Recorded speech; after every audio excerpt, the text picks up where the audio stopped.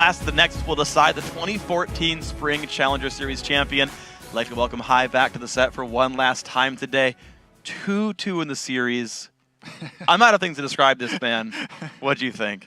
It's been a long day. I came here for the first side of the games, actually, and those are 5 games, and this one's 5 games. And I guess I jinxed LMQ by saying they were going to win that game. So maybe if I do that again, go on LMQ, yeah.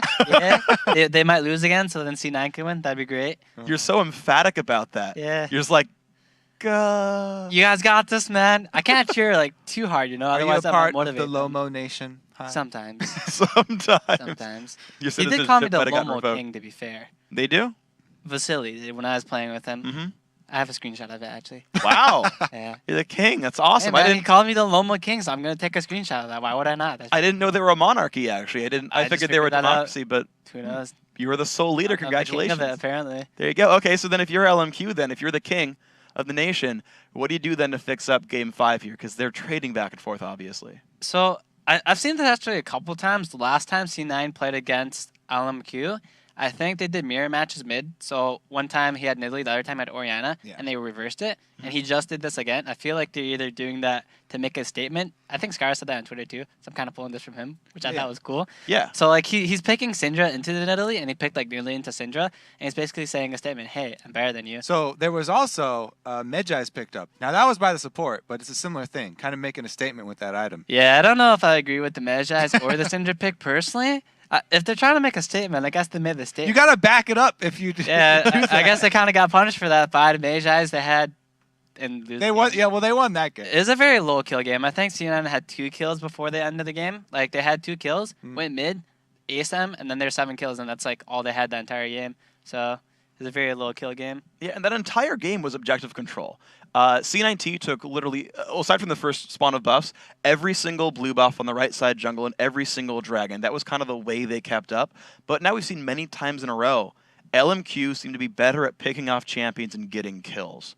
Identifying those as like 2 repeated key traits, how do you change the way you play to beat the other team? Right. So I think something you can notice off these series is when C9 played for objectives, they won those. Like that game just now, once again, they had 2 kills. They had every single dragon, though, basically every single blue from Syndra, and they went for turrets and they went for dragons. So when you're going for objectives and the enemy team just wants a team fight, but they don't get the team fight, then they're kind of lost as what to do. So they kind of got...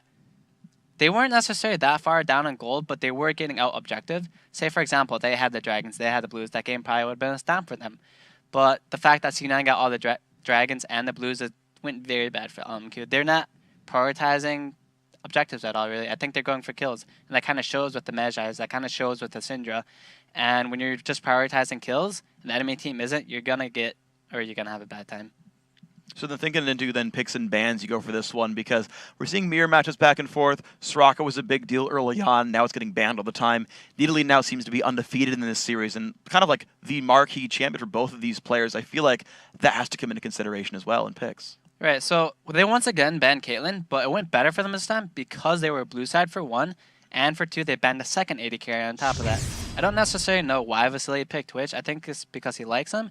I've seen him play in solo queue where he does his Blade of the Ruined King Youmuu's Rush, which is fine, but I think a better pick would have been Graveser, obviously, just because it had success earlier, and I personally think it's a better champion.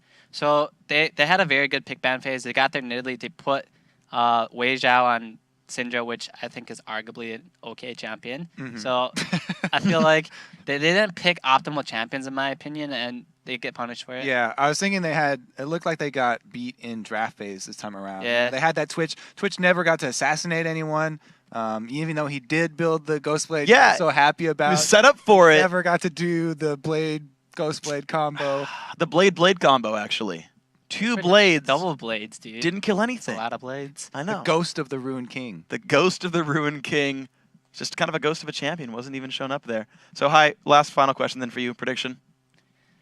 Go C9. Yes. That's what I'm going to say. I thought you were going to go with your sabotage mode here. Yeah. And go LMQ. LMQ's going to win. Yeah. let's hope that sabotages them.